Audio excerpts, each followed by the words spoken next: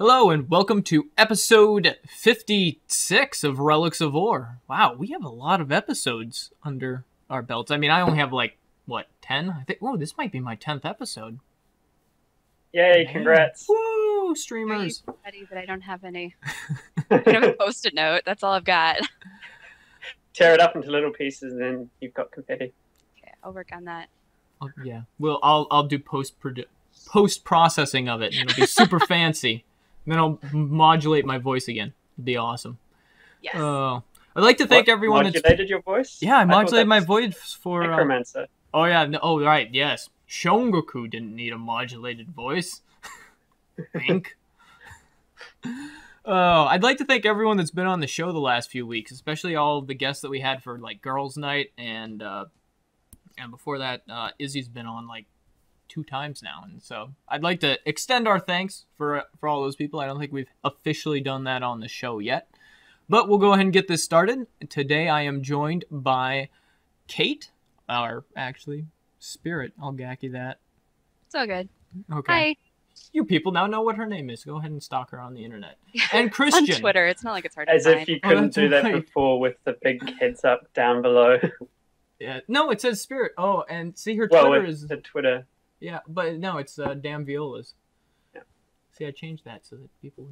Except then when you follow her on Twitter, it says her name. So there you go. By the way, I'm Eric. And we are also joined, like I said, by Christian, a.k.a. C Squirrel Run. And we've been giving you his name since day one. So feel free to stalk him as well. He's in New Zealand. It's not that big. I remember when I first sent in the mashups, I still always said C Squirrel Run. But then by the time I got on the show for the first time, Ryan had said my name a couple of times, so it's like, yep, cool. I mean, what's the worst that can happen, honestly? You get some crazy people sitting outside your house, and you're like, why are you here? I haven't had that yet. I'm kind of looking forward to it. I'm not. All right, let's go ahead and get this show on the road, and we'll start off with some news.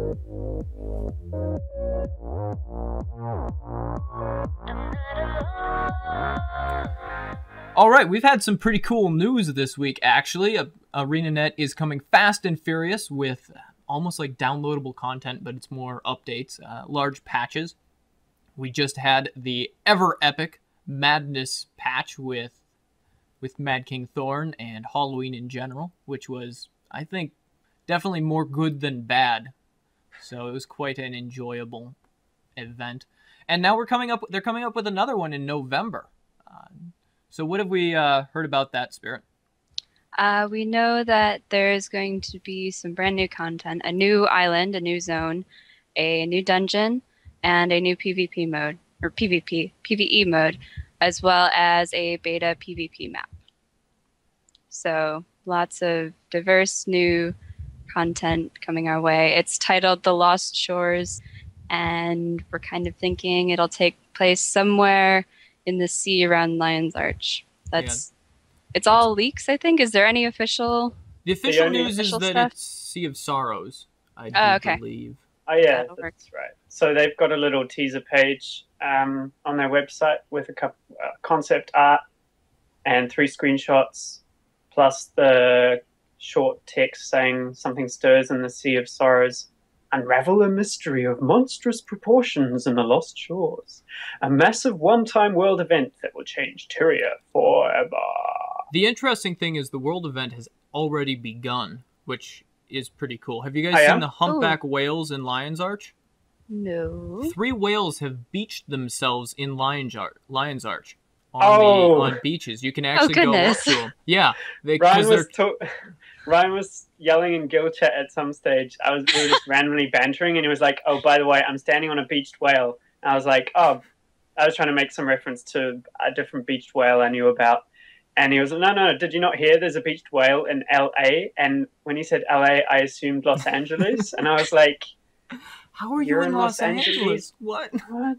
And I just didn't make the connection that in Guild Wars, whales could beach themselves. I've seen a beached champion risen megalodon with giant sharks. Yeah. We pulled one up onto the beach, and he's just sort of flipping all over the place, half out of the water. but I haven't seen Yeah. a humpback whale on the beach yet. So I guess there's 3 of them. They're beach. There's buckets of water next to them, so you can pick up the buckets and Aw. splash it on them to keep them wet. I'm gonna add in which the was show hilarious. notes a link to a comedy series, a couple of videos on YouTube, because they will go great with this. Nice. They've also they've got signs up in New Crichton about various dangers, as well as an advertisement for the island. Basically, they say it's the new vacation resort. It's awesome. You should go there, and we're about to open up an awesome Azura gate to it. Interestingly enough, not getting that kind of vibe from the screenshots. It looks kind of ominous. I think that they might be lying. Okay. Maybe. Right. So, what could be happening is that a bunch of pirates are saying, yeah, totally, go through this gate. It's a tropical paradise. And then when you die, we're just going to be like, oh, we have a rope around their waist and just pull you back in, take all your goods. And they're like, yeah, we're making money. So, I think it'll be very interesting. Now, there is some speculation that the new PvE mode. I think that the 3 big ones that people are speculating on is housing, polymorph, and raiding. What do you guys think? Which one do you think it would be? No idea. I'm hoping for housing. Like, I think that would be really cool, and I'm like excited about it now with all the potential things. We have big dreams here at Relics of Orr for cities in the mist and stuff. So I think it could be really exciting with all the potential things they could do with housing, and I'm hoping for that. Have you seen the Rift housing video? No. Rift, because you can't really design an MMO in a vacuum. Rift just released a housing video for how they're doing housing.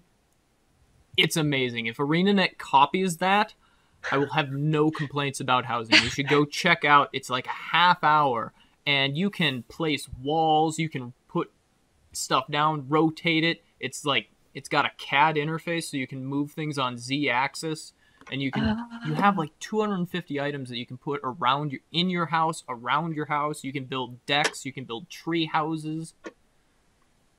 And almost everything from it for the housing comes from the crafting professions. Ooh, I like that. Which is brilliant. Even though I'm disappointed that you said CAD interface and not cat interface, because I thought we were going to have interactive pet cats that we could play with. And I was like, nope, that's done. I'm done with Guild Wars. I'm going to Rift. See you guys later. I'm not going to say that. Well, then I'm not going to tell you that you can place cats all over the house if you want. Bye. Housing would be great, but I think it's far too soon, 1, after launch, and 2, after the last big sort of content update in Halloween, to see housing come out, just because pretty sure they themselves have said, and if not, then would be their mindset. If they're going to do housing, they're going to do it properly, which means it takes a whole lot of work to get right. Yeah, it sounds... Because it's such a big thing, and so many things that can go wrong with it. I just remembered something. When I was looking up stuff about Lost Shores, I read an article somewhere that was talking about the new dungeon, and they said in the new dungeon, the difficulty will scale higher and higher as you go deeper and deeper in it. Can you consider that a new PvE mode? Because I think that's more likely than raiding or housing or anything else. But I don't know if that's separate from the new dungeon, or does that make sense? Like a challenge mode dungeon. Yeah. Well, I think we can all fairly safely dismiss raiding because it doesn't exist in Guild Wars 2, won't exist in Guild Wars 2 because there are other things, which, for argument's sake, you can call equivalent to raiding, but raiders will never see it that way because they have their idea of what they want, and Guild Wars 2 may not be the game for them if that's all they want. As for the dungeon, I think if it scales differently, I'm not sure that's you necessarily call that a completely new PvE mode. It's a new take on dungeon design, I suppose, because a lot of the dungeons, the difficulty sort of just goes up and down depending on which boss you're at, which trash mobs you're fighting and all that kind of thing. There's a lot of variation between each dungeon and within each dungeon in difficulty, which can be quite just make the dungeon feel quite disjointed in a way. So I think actually the polymorph type thing, or mini pet battles or whatever, that kind of thing is the most likely candidate, because I don't see that needing, for example, it doesn't need as much work as player housing, and a smaller team could have been working on that since launch or before launch, and now they're ready to put it out. But is that because we've always talked about Polymock as being sort of a PvP type thing? Right, good point. Yeah, so for me, a new PvP mode is a new way of addressing the player versus environment thing. That's right.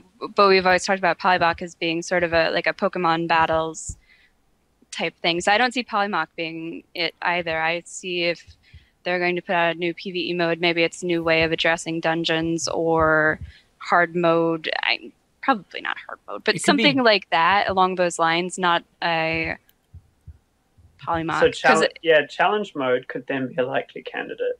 Yeah. Infinite waves or something, or 30 waves of X.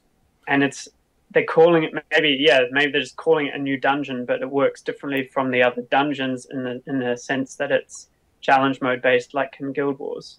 Yeah. Could you possibly see, what would you think of a dungeon where, depending on how you perform on a boss, the next bosses get more difficult, but they also drop more and better loot? I think that should be the case in normal dungeons. Right? I just think all bosses should drop more and better loot. Yes, that'd be wonderful. But where you're looking at, say, normally you have all these dungeons and they're designed so that this boss is this difficulty, and it gets theoretically progressively harder until you hit the final boss, and that should be the greatest challenge in it.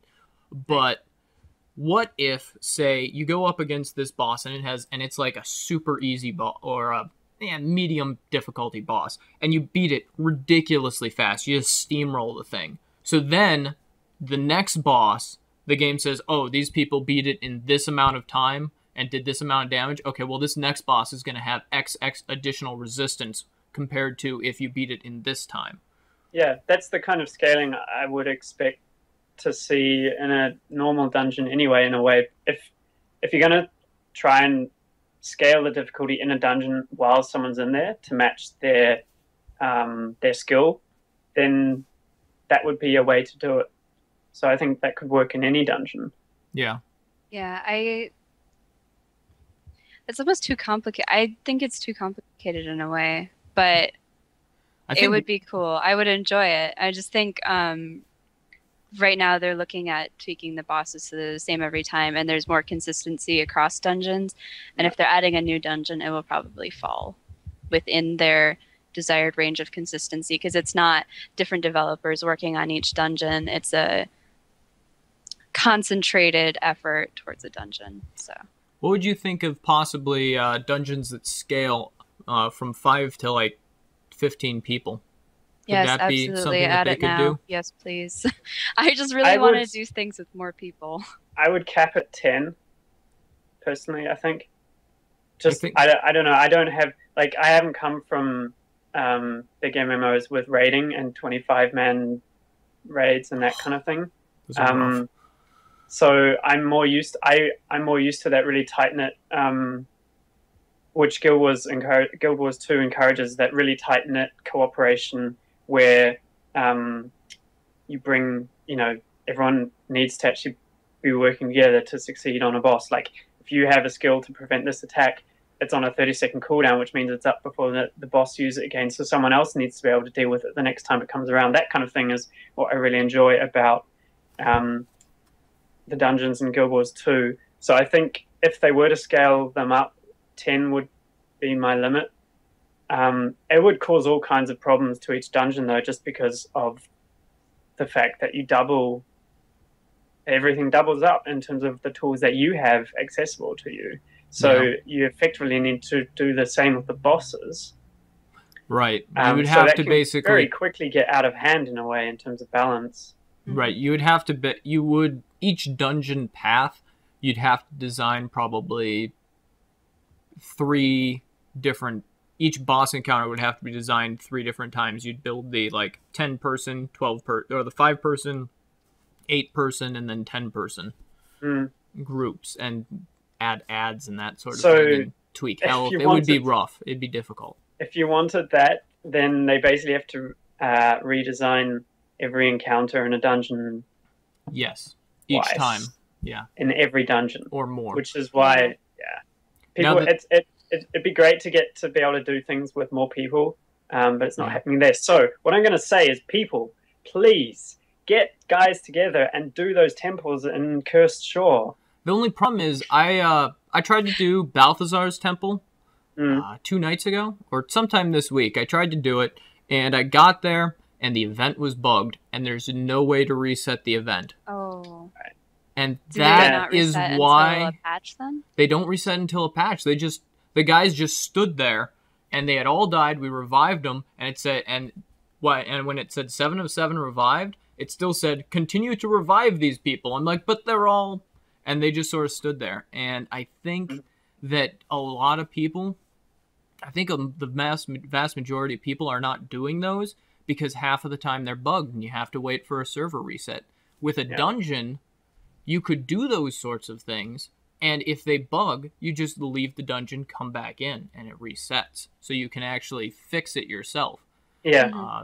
And I think that's the real problem that you see why Orr is not that in the farming and the bots. Well, obviously, first there's the mindset of the players at the moment, and Orr is just farm the events as quickly as possible. Yeah. And the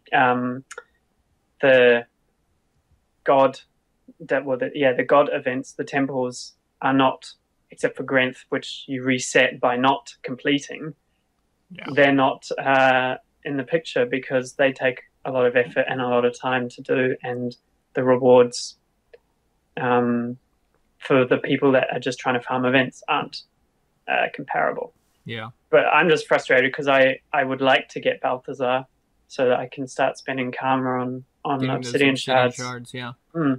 We'll have to start working on that. I think I'm going to set up like a Saturday night Balthazar clearing. Yeah. Hopefully. We'll see. I'm pretty busy organizing shows and stuff. We'll figure it out. Yeah. If you're a great event planner and you're like, well, Relics of Orr needs one, feel free to contact us. Please do. Yeah, actually. I have a small PSA about that. Oh, yeah? Ooh. Yeah. So for November, one of the monthly achievements is for number of dungeons completed. So I'm going to be posting planned dungeons on the Relics forums. So if you're interested in getting dungeons done, post on there and let me know, and we will try to get you into the dungeons you need or want if you let us know. We do dungeons a lot, but they're not always planned in advance. So if you need one, you have to kind of let us know, because otherwise they just kind of happen in guild chat. We're all like, yeah, we're all going to go to a dungeon, and then it gets done. So yeah, there's that. If you want to do dungeons with us, say something on the forums, and I will get you a dungeon group. Or send Spirit Face, mail in game, maybe. Yep, absolutely. Spirit Face, Shongaku, Cole. That would work. So yeah, and even if you're not on the server or even in the Relics of Orr guild, feel free to sign up on the Relics of Orr forums and talk to us. We like hearing from you guys. Yes. So it is going to be interesting to see what happens in November as far as the patch. Also, speaking of that, we're most likely the big threat is Bubbles. Although apparently his name is not Bubbles. Oh, yeah. No, so this was something I saw from Hunter that he tweeted. Sorry if I just took that ball and ran with it. No, I wanted someone to. I was glad that you did. I was like, yes, all right. I can't be the only one talking here. So Hunter spotted somewhere, I don't know where, but he tweeted about it that the Crucible of Eternity.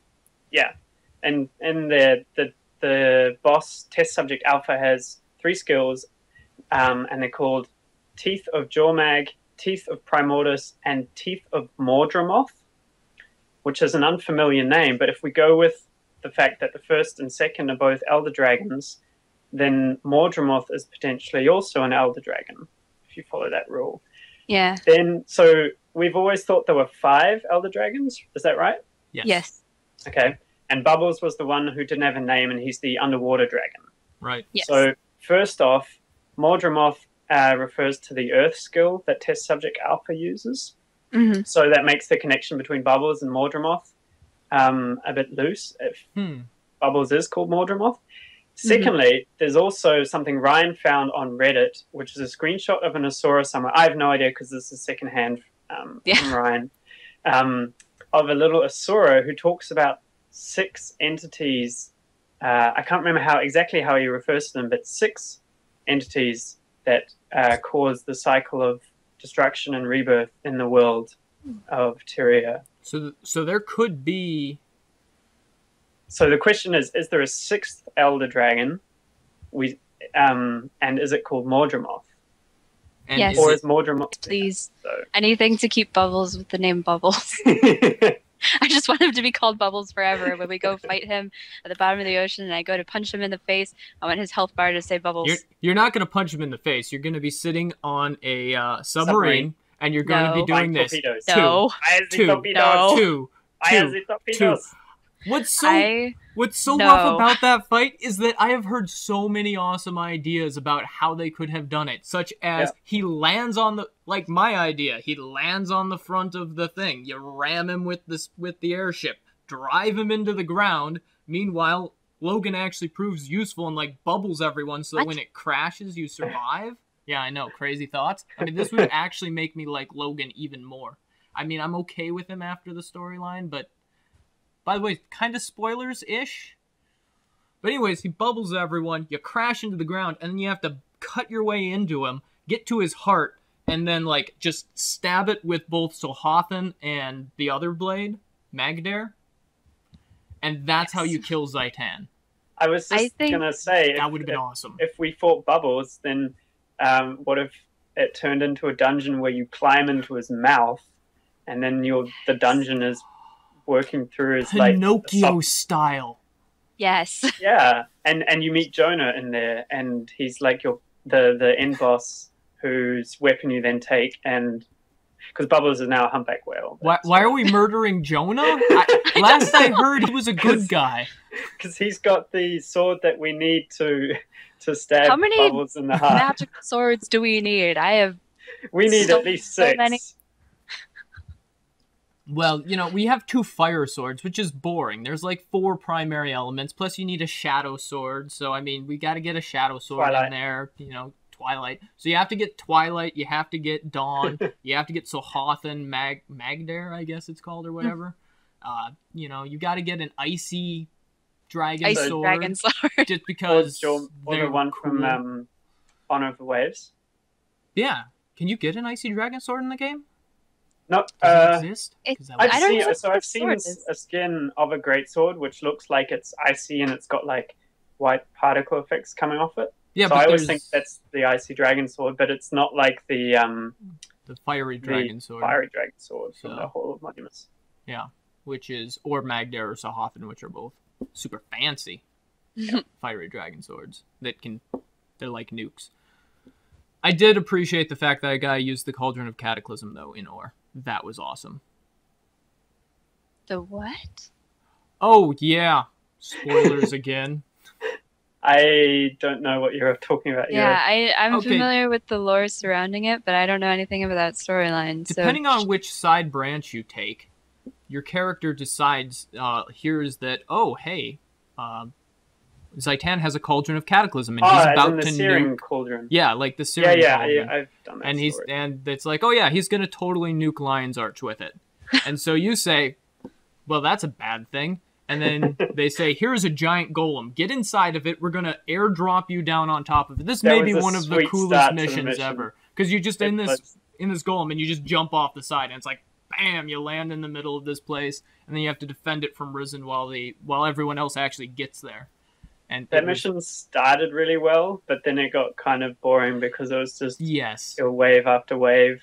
They should have gotten more of them at once and just made them super weak, so it was like 10 minutes of you just like mowing through them and like make it so that when you move, you like crush them underfoot and stuff. Don't even make it difficult. Just make it so you're like, rah! So where is this? Is it a story? It's a story. It is a personal story. And it's actually a good one. First of all, Trahairn's not really in it, so you get to drive the awesome golem battle suit, and everyone's like, "You're so cool!" And you're like, "Yes, that's right, I am." And then you get to take the Cauldron of Cataclysm and turn it on, and nuke Ara. So awesome! Yay! Woo! So. You know, you will occasionally find good personal story. As much as I rant about it on Mumble and stuff, I'm like, worst story ever. There are some awesome sequences, so I can't complain too much. But I do occasionally rant, and I'm going to get into one after here pretty quick. So we will go ahead and break and then go into Shongaku Rants. I think for the most part, we all agree that ArenaNet has a pretty good game, but they definitely have one huge issue, and that is essentially bots. There are bots everywhere. They are coming out the wazoo. If you have not seen the low-level armored rangers running around with a whole bunch of bears, then you probably haven't been exploring very much. And it's kind of annoying because it's really hurting the game, and ArenaNet has done some things to fix that, and I'll talk about that in a little bit, but they definitely need to keep on keeping on with it, because first of all, I've noticed price fluctuations on certain markets that I've been playing based on how many bots there are in the game, and so it has been radically affecting the market. And simultaneously, I'm beginning to wonder about how many legendaries are out there, because there's a lot of legendaries in the world, and I'm wondering, is it something that people can really farm up, and have a life? Or have they just, turned on a bot, let it do its thing while they go out and live their life, and then come back and they're like, oh, I have enough karma and stuff for a legendary. Great. And so for me, it's cheapening the legendary effect, or the legendaries that are out there. Because I have now seen like 12 or 15 Dawns and Twilights, and I'm going, really? Is it that easy to get? I don't think so. I think part of that, just to comment on the legendaries, over Halloween, Lion's Arch was pretty much an overflow mode 24/7. So pretty much any time you zoned into Lion's Arch, you would see a legendary, just because of the whole way that suddenly the big multiverse has become so much smaller because you're in an overflow server and everyone from the other servers is going through yours. But in addition to that, I have to say that over that period of time as well, I saw on our own server, I saw a Twilight in Lion's Arch, then another one in Orr on a different person, and then on one day down in Orr in Cursed Shore, I saw a little Asura with the dagger, the incinerator, and a guildmate of him with both Twilight and Dawn. So there were 3 legendaries between 2 people doing one of the farming runs. So either they're really good at farming, or... Yeah, and I think it can be quite easy to sit back and belittle the achievements when you start to see all these legendaries come out. I think really the only part of it that is majorly influenced by... so there are, depending on which legendary you get, there are potential for a couple of places to be affected hugely by the market and thereby be affected by the bots. And the first one being the precursor item. So the exotic sword or pistol or whatever you need to craft into it. And the other one is the lodestones, if you have to have lodestones in your recipe. Some recipes don't. And if you're just thinking of getting a legendary and you don't really care which one, right now I would highly recommend going for one that doesn't use lodestones, especially charged lodestones. Or I think the other expensive one is the Onyx lodestone. Yeah, they're about, I think they were almost 2 gold a pop last time I checked. The Onyx ones? Yeah. Where They've do the been onyx ones fluctuating. come from? Elementals, earth Yeah. elementals in Orr, and high-level earth Oh. elementals. So They're hard to farm. for Don't get my many. legendary, I'm going for Bolt, the one-handed sword, and I need the charged lodestones. And I am despairing because they're about 2 gold, 50 silver or so Yeah. per. And so can I farm those out in the world, or do they come off elementals too, or do they like lightning elementals not Believe exist? that they're from air elementals. They're the little Ooh. The floaty sparks globes. and stuff. Do they Um, exist anywhere in Orr or Frostgorge or anything high There's level? a few air elementals in Orr somewhere. I believe there's a few in, but it's the drop rate's tiny on them. Yeah, I even found in a the bunch of dungeons.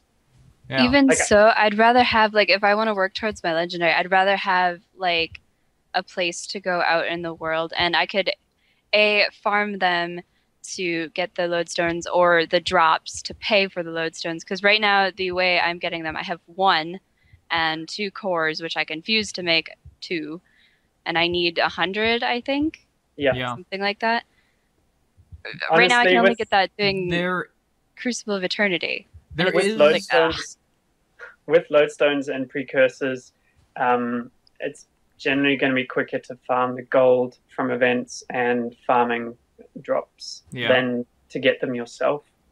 But I think to get back on topic yeah.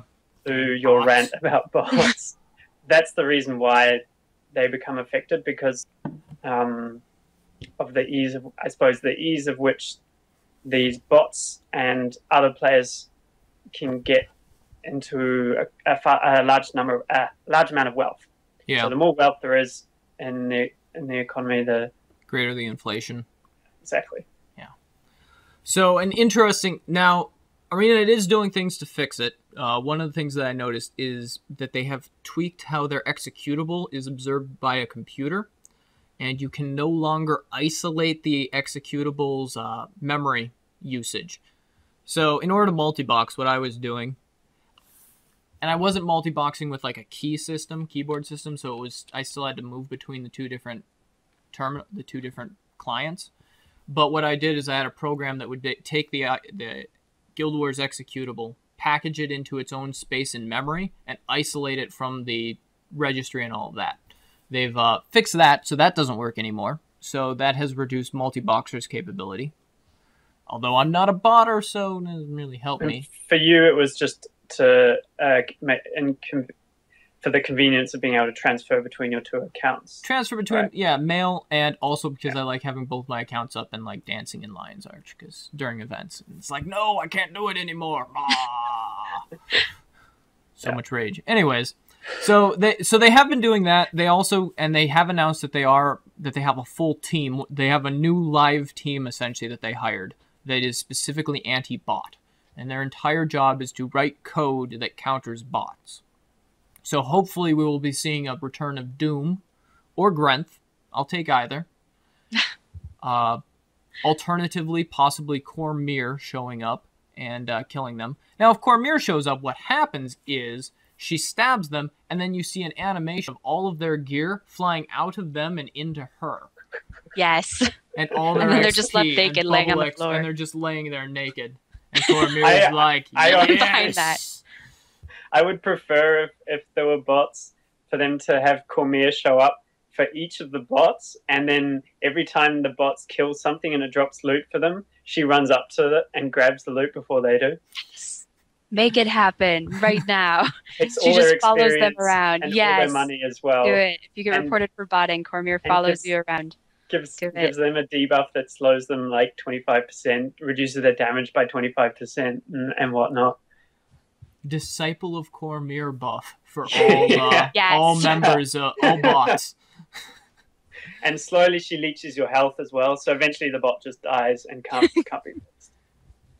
So what ArenaNet would do is they would send you an email saying you have been Made a disciple of Cormyr. Cormyr. you've been made a disciple of Cormyr. Your account has been identified as a bot. You have 24 hours to defend yourself. If not, Cormyr will kill you and take all your XP and all the credit. And then all of a sudden we'll be running around in personal story, and then Cormyr will show up and she's like, Traherne, commander of the commander? Pfft, no, I totally took out Zaitan. It was all me. She's just running around with Twilight, Dawn, Eternity all at once. She shows up with the last legendary, she took off a bot. So, I was encouraged at some point during last week, I think it was, when I was running around in Cursed Shore, and there were between 10 and 12 bots outside each camp. And I was getting really frustrated, and they were just all camped there standing. Yeah. And then the next day, and then at some point, they started dying for some reason, and it just, as more die, then it gets harder for the ones that are left to survive and escalate, and eventually they were all dead. And then the next day I came back, and they're all gone. So I thought maybe Arena had then done something, and because everywhere bots were gone. But then, and so I was like, oh, cool, yay, Cursed Shore is ours again. They actually banned 10,000 accounts recently. Well, there we go. Wow. Yeah, so that was their latest wave, was 10,000 bots were banned. It's a big step up from the 3,000 they banned previously. And it was noticeable. 2 days later, I was sad again because the new bots were back. Yeah. And now, a couple of days ago, I think it was on Wednesday before I started work, there were, 10, 12 bots grouped at each place again. Yeah. And it just, it's hard enough with people in dynamic events to tag mobs enough to actually get drops from them, let alone when you're competing with 8 bots that throw down AoE and traps. And so that reminded me that while Night Elf Raid Pro might be called a noob for saying there's no mob tagging, for saying there is mob tagging and kill stealing in Guild Wars 2, there actually is, if you play it in a certain way, obviously. Yeah. If you're farm, you're going to end up. I think it's a 5% damage threshold to get credit. Yeah. So if you've got a bunch of people that, especially if you've got a bunch of elementalist bots that you're going up against, you're doomed. You're not going to be able to break that threshold. What that should tell you is that if you've got 10 people there, that it should be possible for you to at least get 5% if you're on the low damage side of things or don't have much AoE. Yeah. But once you get above 10, it becomes really hard to even get a single mob. Right. Mm-hmm. And we'll see how ArenaNet tweaks that later on. Yeah. So it's obviously a game style that they wouldn't want to encourage, so I don't think they'll necessarily change the tagging, but with all the bots there, it makes it really hard to experience the events as they were intended, not right the way they are at the moment. Yeah.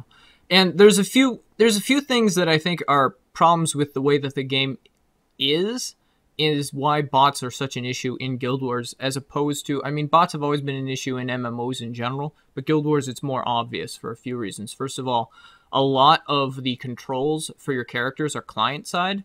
They're actually on your computer, which allows them to minimize their netcode, which is something that they've always had very minimal networking data going back and forth, which is great for an action type game. The only problem is it allows you to take a lot of control. For example, if you read Guild Wars 2 Hub, which you should definitely check out, great writing there, wrote an article where he went the site runner went and looked up a bunch of bots, and for one bot that he found, you can put 500% magic find on your character. You can scale the speed of your character and a whole bunch of other things. Is this all hack as opposed to legitimately putting magic find gear on? This is a hack. You cannot get 500% magic find in game normally, but you can hack it to that. And so there are all sorts of things like that where. And that may be one reason why we're seeing Magic Find is so useless right now, is that ArenaNet has nerfed it so that the 500% Magic Find won't affect the economy, which could be one reason why anyone running around with less than 200% Magic Find, which is really, really hard to get. I think it's doable. I think 178 actually is the highest some people have been able to get it. But I think that's one reason why Magic Find is so useless right now, is that ArenaNet had to nerf it to deal with the bots and the fact that they're all running around with 500% Magic Find, which is kind of annoying. So, in part, it's ArenaNet's fault because they made their client so accessible. But at the same time, you definitely shouldn't be doing that. And ArenaNet, I think, it seemed like at the beginning of the week they weren't really doing much to deal with the bots, but they have definitely increased the things that they've done throughout the week to show that they are pretty serious with the 10,000 ban, the new team, and all of that. So hopefully we will see a significant reduction in bots. And that's about as ranty as I will probably ever get on the show. Brah, so much rage. So much. All right, well, let's go ahead and we are going to move on to Guild Wars Adventures. So, Guild Wars Adventures, what have you guys been up to in Guild Wars 2? Take it away, Christian. Cool. I guess it's good that I'm starting because I don't have much to say. In Halloween, I ran around, got all the titles, turned up at the finale, just logged into Alliance Arch, got my title and left, and forgot about the hat because I just started work that day. So I just, after I got home from work, I started stuff to do, and then I just quickly logged on and was like, right, just want my title. I'm logging into Alliance Arch, saying hi to the Mad King, and then I'm going to do other stuff. So I totally forgot about the hat. But apparently it's not such a big deal because I have the witch's costume and it's effectively the same as that. It's actually, I think, the same hat, only updated from the very first Guild Wars 1 holiday. Oh, okay. Halloween. Cool. Which I thought was clever. It's a witch's hat, very similar. It looks hilarious on Azura. So, I'm not sure. Yeah, I think I mentioned this on the last show. I got the Costume Brawler title, and my sort of biggest disappointment, in a way, from Halloween was that's an achievement and not a title, because that would actually be a title that I would consider wearing instead of my God Walking Amongst Mere Mortals, which I have at the moment. Yeah, I mean, that's a boring title anyways. I mean, still don't everyone's got Guam. But I mean, there still isn't a title in Guild Wars 2 that I've gotten that I feel I would rather wear instead of Guam. Guam's a pretty hardcore title. I mean, yeah, sure, there's some people that are like, I've got 30 Guams, but that's just because they were hardcore. Wow. So yeah, I was kind of grinding that achievement at the end to basically because I thought there must be a title, and I want to see it, I want to get it. But there wasn't one, so I was disappointed. I had fun doing the costume brawl, but 500 wins is more than... I'm pretty sure I've said this before. Anyway, so with me working, what I've done, I've gone completely from like a hardcore 6 to 10 hour a day Guild Wars 2 player to a complete casual, not even finishing my dailies player except in the weekend, which is different. So I kind of have to figure out what my priorities are if I do get sort of a bit of time in the evenings to play. And so what I've done is I've always hopped into the Eternal Battlegrounds and done the jumping puzzle there, because if you complete it, and when I do it, it's usually late at night here, so it's middle of the night pretty much everywhere else. So there aren't many people on, so it's generally doable without getting ganked.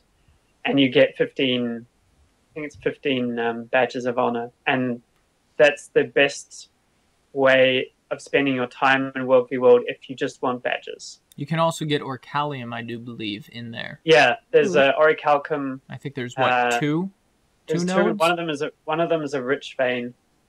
That's so you right. pick up like 18 Orichalcum if you're lucky as well. So it's one of the better places. Let's do that tonight, but not tell anyone. Oh wait, this is a pre-recorded show, so you guys won't know about us. We will have already been there and gone. There were the first night I did it, there were no problems. There was one guardian, an enemy guardian, who once I was almost right at the end, he sort of eyed me up and came at me and was like circling me, and sort of we were kind of eyeing each other up. I was gonna totally ignore him. And he then encircled me with his ring of warding on the hammer. So straight away, I just popped my stealth. Clone attacked him, and I just ran off and carried on with the puzzle. And he was like, "Oh, derp, derp." And once I got to the top of the puzzle, I noticed he was still fighting something, and it was someone on my server. So immediately I jumped down and just, boom, totally. Did you drop a portal before you went down, and then give it to your friend? See, I was not thinking very, very well at the time, because first of all, that friend died just as I was coming down. I fought the guardian, pulled him over to a cliff, and then knocked him off, and he died at the bottom. And I was like, cool, I'm done. I got the thing. I just want to get out of here now. And I left. Oh, you didn't res the dude. Immediately, I was like, oh, crap, that dude was there. I forgot to res him. And he PM'd me, and he said, oh, did you get him? Did you get him? I was like, yeah, but I poured it out. I'm so sorry. And I even offered to come back and run through it again. And he said, no, it's fine. I've been going at this for 3 hours, and I kept getting ganked, and that made me feel even worse, because that was man, because you just cleared it for him. I just got straight through without a problem. That's rough. Speaking of mesmers in that portal, I don't think I talked about this last week, but I totally had one save my rear in there, because I was having a terrible time with this one section, and there were enemies that were coming closer and closer, and I guess kept falling back into the arena off of the lamps. Yep. And then the enemies caught up, and I was like, oh man, this is going to be rough. And then all of a sudden, out of nowhere, Mesmer drops down, helps me kill the enemy. There was actually only one, but I'm scared of other people. If you haven't figured anything out, Shongaku is a coward. That's kind of the theme with me. I'm like, I'm going to hide behind a thief because they don't have as much health. Anyways, so they dropped down, and they put the portal down, and I went through it, and then I was up at the top, and I was like, yay! And so if a Mesmer does that for you, you should do what I did. Send them like 10, 15 silver, whatever. I shipped them like 40 silver because I was like, oh my goodness, thank you. You're awesome.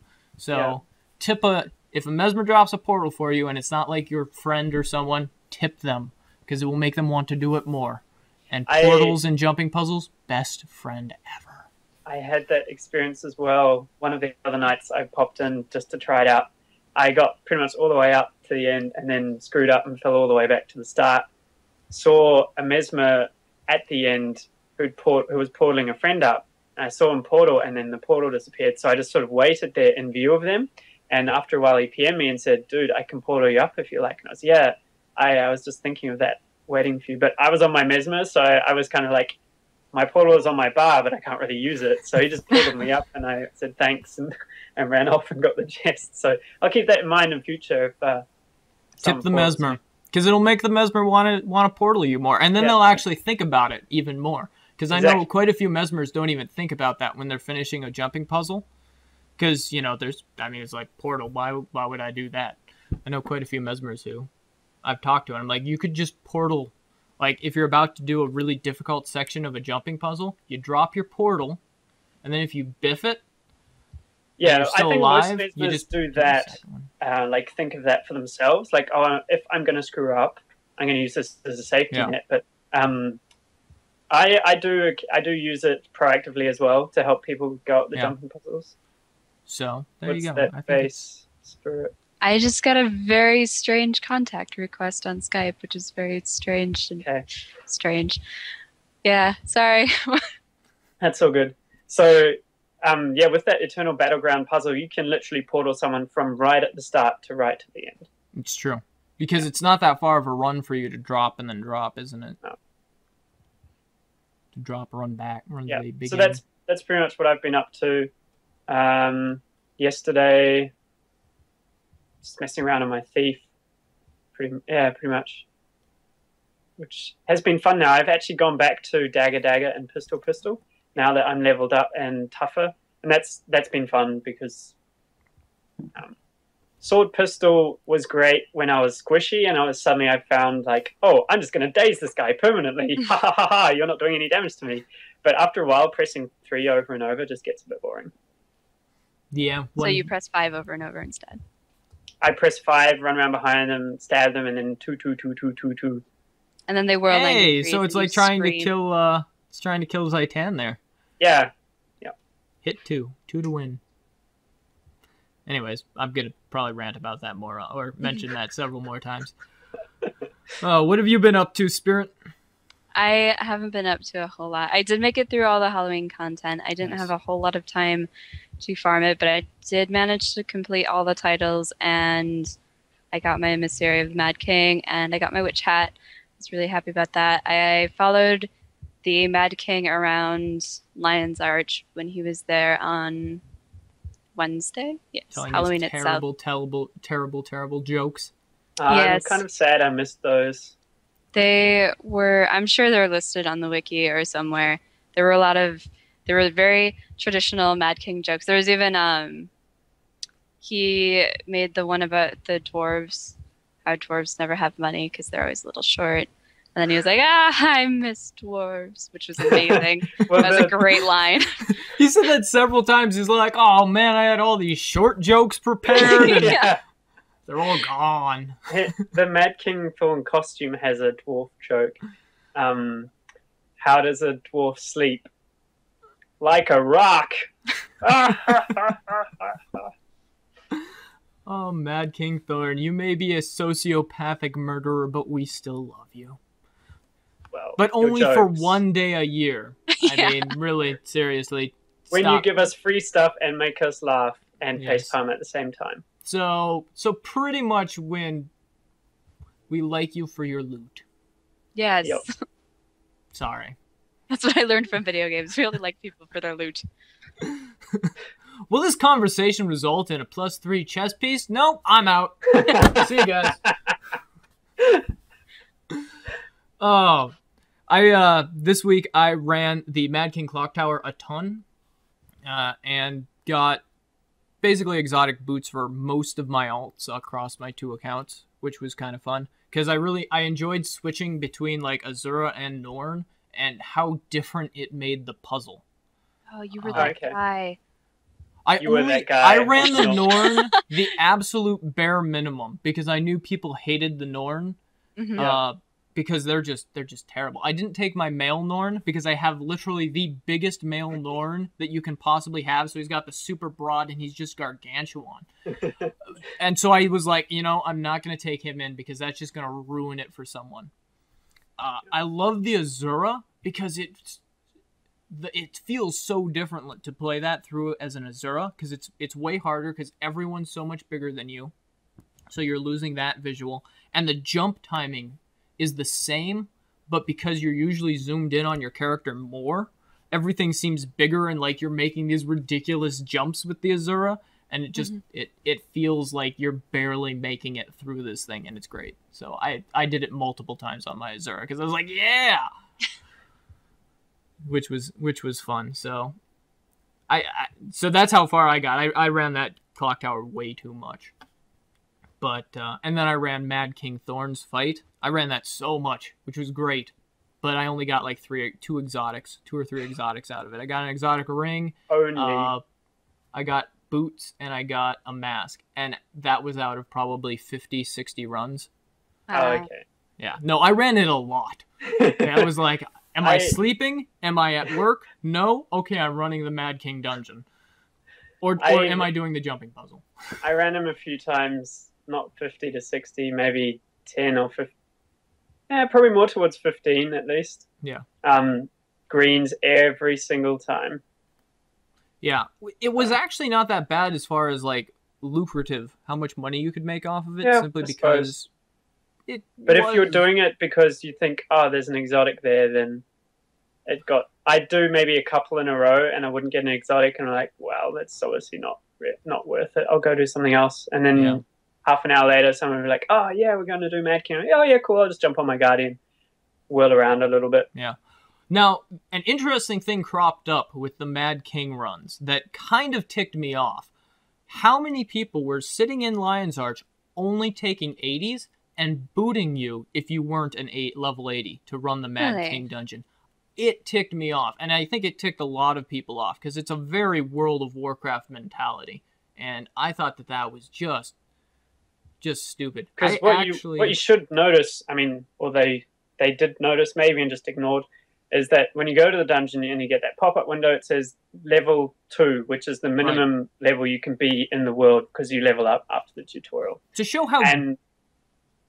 to show how dumb that is, actually, yeah, it's level 2 dungeon, so anyone can go into it. You're all scaled up to 80. And just to show how dumb the idea that you needed all 80s to do it, I cleared it with my Necromancer, which was level 80, and a level 14 Guardian, and a level 2 Thief. Yeah. And we cleared the dungeon. Plus a single level 80 can solo it. Right. So without even a special build or anything. And my friend, one of my friends tried to go in on his level 70 and got level 78 or something and got booted from the group because he wasn't 80.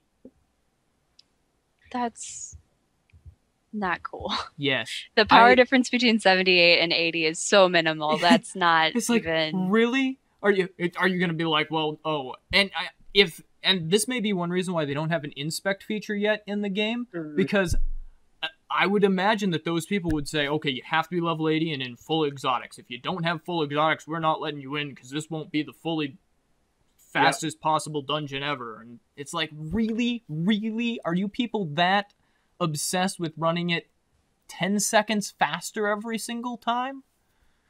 I was pretty pissed. So I started advertising in Lion's Arch, we'll take anyone of any level.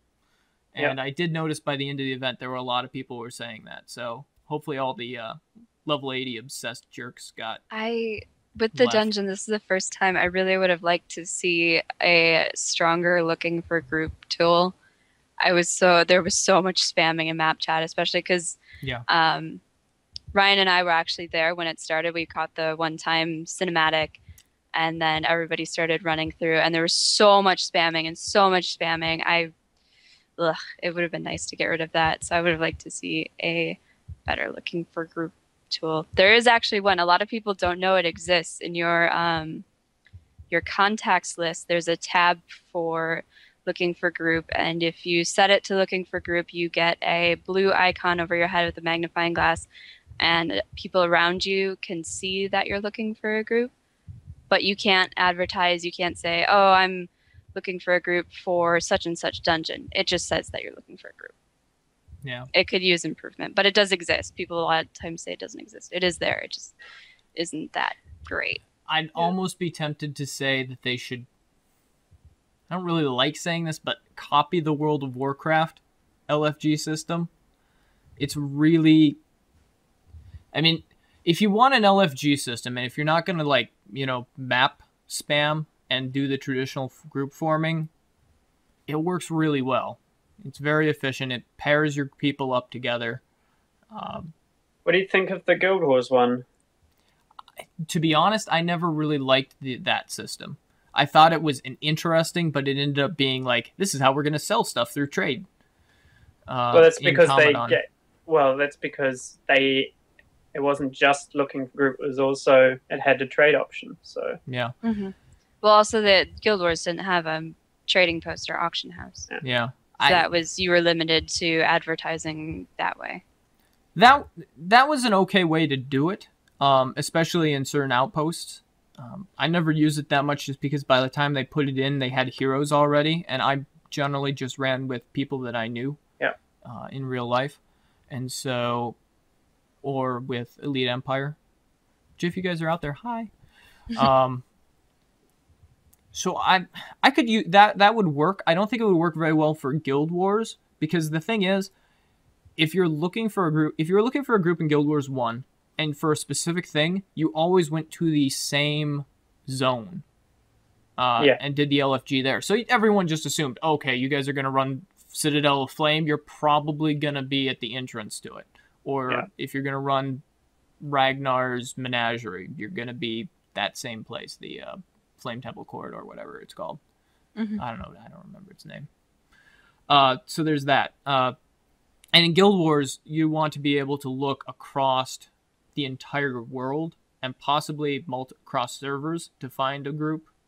That's true, because a dungeon finder because you can do a dungeon with anyone from any server, would have to include that. Yeah. Well, not necessarily. You could set it up where it's just your server. Well, you'd want to, because if your server has no one doing that dungeon, then there are 15 other servers out there which might have people looking for that dungeon. And what you could do this might be interesting. Well, and there's a few things though that I think for pugs would be really useful. Maybe voice chat. I know a lot of people have mentioned that a built-in voice chat client for World versus World would be super effective, like what they have for PlanetSide 2. The only reason I frown on that is because there's so much, like, especially commanders get so much flack in World v World right now. Even the example I'm really thinking of was Twit Guilds saved up and bought a commander for actually Lady Vereen. And she went into World v World, and people just gave her so much crap. Yeah. And she's the nicest person ever. She's so nice and wonderful to play with and friendly. And no matter, there's just so much trolling and anger in World v World that voice chat, I feel like, would be a terrible, terrible thing, especially because it's like hard to moderate. You can report someone and have evidence of it for being like chat logs. Oh yeah, this person was a total asshole. Ban them, please. Get rid of whatever. Do. But if you have voice chat without recording them, which I suppose they could do, but it'd be harder to report. Yeah, that's a good point. I mean, it's always the big talking point about Xbox Live is the whole voice over IP there, and you basically people go into multiplayer games and they mute everyone instantly because they don't want the 12-year-old kid who hasn't set his mic up properly screaming bloody murder in their ear while his mum tells him to do his homework in the background. Yeah. Being the stereotype right there. But yeah. That is what will happen. Yeah. It'll be interesting to see. PlanetSide 2 actually has a tiered voice chat system where you can talk amongst your squad. But then as you get ranks and as you become like a commander, like the commander can talk to everyone, and then you have different levels of where people can talk. That would be an interesting and excellent use of the commander title. If it was, I don't know, if it was based more on merit than gold accumulation, it might be an excellent use of it. But it's a way to improve it for sure. If you could moderate your squad or whatever, I think that would be a great use of it. I still personally haven't seen the benefit of the commander title, to be honest. Like, I haven't personally experienced it because I haven't been in their squad, or I don't even know how it worked because I haven't been in their squad. And naturally, it's generally because at the moment, I'm assuming people with commander titles have a squad of guild mates. Well, you can always just right-click and join the squad. It doesn't... Okay, I see. You can click on anyone in it, actually. Okay, cool. Good to know. But you see, that's the thing. I mean, I quickly went through the tutorials at the start of World v World, but they don't really tell you about that. They don't tell you that. And this is, like, it's a huge thing. Communication is the biggest thing about World v World that needs to be brought across. And I have seen one commander... actually, two commanders were running a Borderlands map that I was on when we were on Emery Bay, and they did a brilliant job. They were one of them was basically this is where the Zerg is identifier, and then there was another one which was this is where we're focusing our defense. Yeah. And so they both split. They talked, and then they talked to everyone else, and they established a chain of command very effectively. So it's very powerful, and I think the top 4 or 5 worlds that are just duking it out right now with a lot of organization, it's much more useful for them than, say, like Northern Shiver Peaks right now, where we're not quite as organized. And I also feel that the problem there is the number of commanders on a server. I think if you see 4 commanders on a map, and I think that makes organization worse in a way if they're not coordinating with each other. Yeah, and usually if you see 4 commanders on a map, though, they're probably... Well, I don't know. I've seen 2 commanders yelling at each other, like 2 little kids going, "Yeah, I want to be the leader of this. There's I'm in charge. So much of that right now. I want to be Captain America. No, I'm Captain America." That's my biggest frustration in World v World right now. We'll go in, sometimes I'll go in with Christian or guildmates or whoever, and I'll have to turn off map chat and team chat just because I get pissed and want to get angry at people. I don't even get angry. I am the calmest person ever. When I go in, the only reason I go in is because of Staff 5 skill and the monthly achievement. And you just walk up to a wall, and you're like, I just feared every defender on the wall. Yes! Best feeling ever. Because Staff 5 is a mark that you can stick, and it's an AoE fear, and it's amazing. It makes me feel good about myself.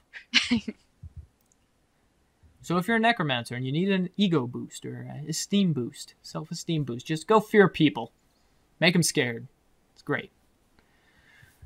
All right, so that's what we've been doing in Guild Wars, all sorts of adventures, because, there is a lot to do in this game. And we're going to move on, and we're going to talk about some of the various cool community sites that are out there. One of our goals is to be really a community-focused podcast and highlight various efforts in the Guild Wars community to do interesting things. For example, Kai Dream has a very cool Buka broadcast. It's very similar to Summoner's Showcase. Basically, she asks people to send in art, cosplay, pretty much any sort of community effort that you've built, and she'll highlight it on the show, much like Summoner's Showcase for League of Legends. I think we did 2 episodes of Tapestries of Orr or something, and I just ran out of time to be able to do that. So it's nice to see someone else in the community doing a show like that. She's also sponsored by MMORPG.com, so she's got a lot more funding than I did, so it's a little bit higher quality in my opinion. So definitely check that out.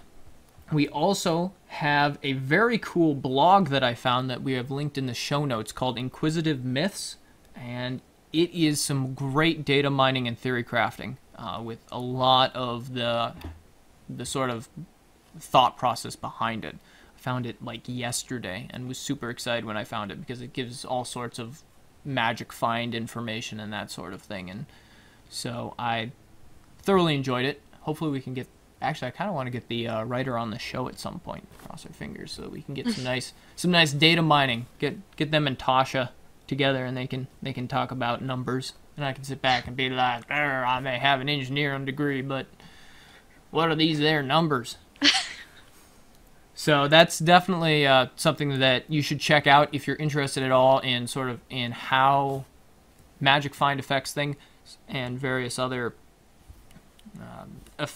basically how you can salvage and that sort of thing, and what the most effective way to salvage is. On top of that, they also are playing a hardcore character, which is pretty cool, and they've got to level 60. Hardcore character is no deaths. So they have the survivor title yet, or is that to 80? No, this is a non-title based thing. Your character. No, but there's a survivor title, right, for not dying. There is no true survival. Yeah, it's not like in Guild Wars. No, but there is one. Mm-hmm. There are separate ones. There are. Oh, really? I think, right? Because there was the Christian? monthly achievement one. There was the monthly achievement, but then there was a separate one, which was, I can't remember under what it is, but so when Guild Wars 2 started, there were 2 survivor titles. One which resets after you die, and it's just like Guild Wars is now, where you accrue a certain amount of experience, and that was for your monthly one. And then another one is actually like the old school survivor, where first time you die, that stops. You missed out. Really? Okay, yep. Well... I would imagine the title caps out at 80, but I know no one who has gotten a character that far. I believe the highest that people have publicized is a level 70 without deaths. The person on the Inquisitive Myths is at level 60 with their char. Mm-hmm. So that's actually doing pretty well. So do the old crafting trick? Or have they done that already? I think that they're skipping crafting. They're trying to. They're hardcore. Yeah, this person's skipping it. In fact, because it's doable easily with crafting, and so they were like, that's too easy. Mm-hmm. So they decided that the official hardcore rules, is that you level a character without dying, no crafting, because crafting's cheating, because it's too easy and it's safe. Yeah. So you have to go out and adventure through the world. So I don't know if it's safe. I could never do that because I'd be like, hey, look at my new hardcore character, and I'd run over to my friends, and I'd fall off the cliff and die. And yeah, no, you definitely... Yeah. Hardcore characters are definitely for a very specific subset of players. I don't think I'll go for one, but I'm definitely going to try the pacifist leveling, so we'll see how well that goes. Yeah. I'll probably get bored and be like, I'm out, and then just go start killing stuff with my thief that I've got as a pacifist character. But, yeah, so it's like the ultimate temptation. I know you rolled the thief because of all the stealth and stuff. Yeah. But you're on a thief, and they're designed to be all stabby. It's so true. So true.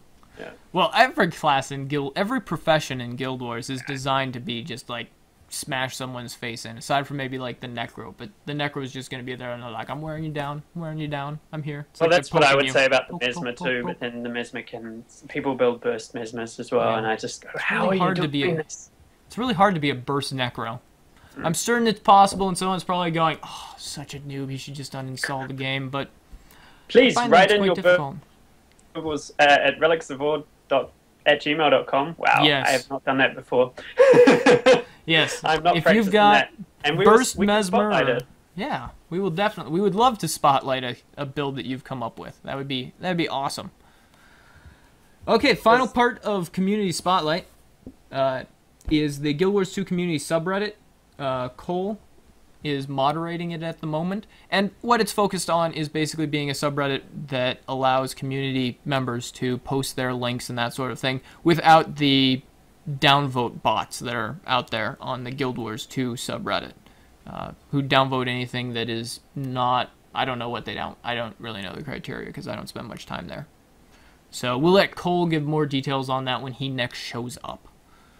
But, so that is some of the interesting things we found around the community. There is a lot of awesome stuff in the community, and check out our show notes to see those. Find Guru has some great lists. Guild Wars 2 Guru has some great lists of various fan sites, so you should definitely check those out.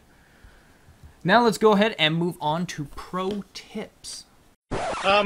Can you repeat the part of this stuff where you said all about the things? Excellent. Let the people have their pro tip sauce. Wait. Pro tip. Go ahead. Go for it. Yeah. Yeah, let's do it.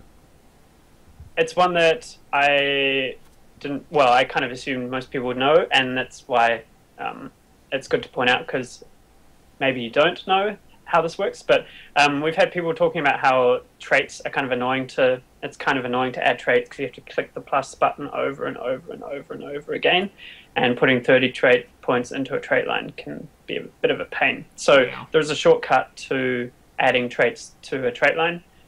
You can click on any of the minor traits or the major traits, and a little window will pop up, and it will ask you if you want to put 5 points, 10 points, 15 points, or whatever in that trait line, and you click OK, and boom, it just slots them all straight in for you.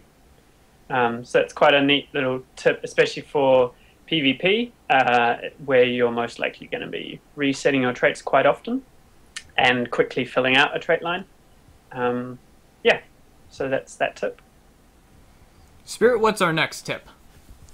If you have a friends list that is full of people who choose random names full of X's and stuff, and you can't remember who is who, you can right-click on them and set a nickname.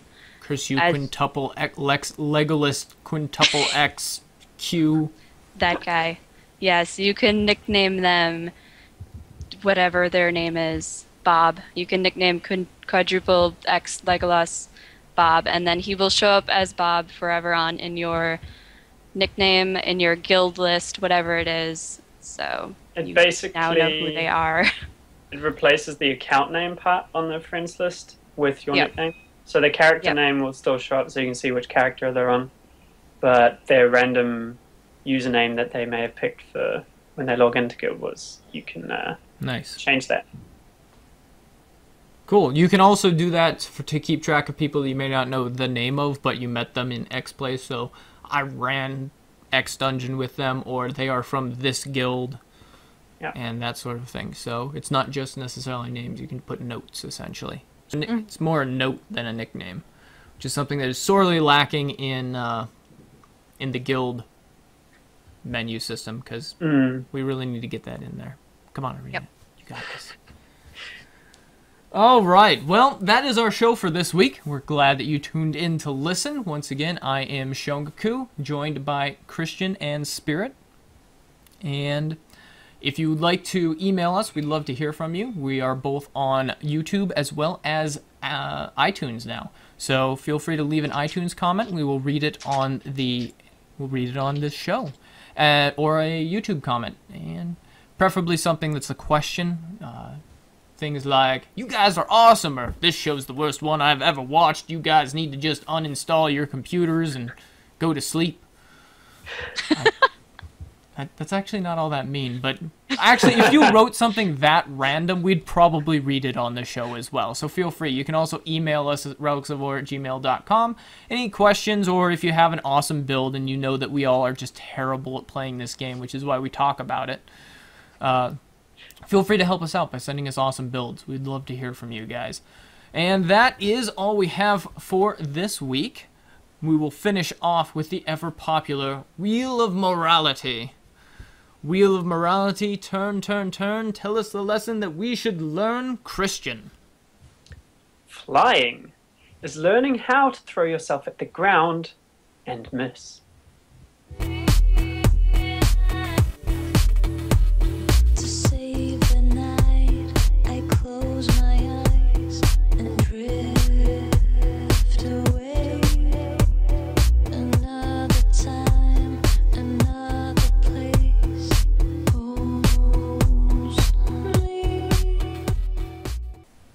Hi, You can't shave. It's November. Shongaka. Or I'll just switch my name to my character from World of Warcraft. Aladista, how are you doing? Can we put this at the end of the show? No, I'm not going to put this at the end of the show. Because there would be some very weird context. Maybe I will put this at the end of the show. Wouldn't it be fantastic? It will just be wonderful. I don't know you people. Christian and Shungaku just start talking in really high girly voices with funny accents. I don't know what you are, but I'm trying to be a Southern Belle. Sounds like you're trying to be some, like, William Wallace woman. I'm from Scotland. All right, so Cool, we got stuff for the end of the show. so Done. could you guys maybe send us some exotics? Cause we're pretty women now. I'm a lady. Please don't indulge them. Please don't.